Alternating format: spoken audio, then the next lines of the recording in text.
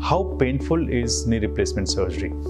Now, patients are very hesitant to get knee replacement done, though they have severe arthritis, because they feel that there is a lot of pain after knee replacement surgery. Well, that's not the case in today's time. The medical science has improved a lot, and the pain management has become much better in modern medicine. So we have different modalities with which the pain control can be done. This includes giving special cocktail injections during the knee surgery. Then we also give patient-controlled analgesia. But more important, now with this robotic technique, as we are planning beforehand how the surgery has to be performed, so the damage to the soft tissue is very less. So the pain is also very less in these kind of surgeries.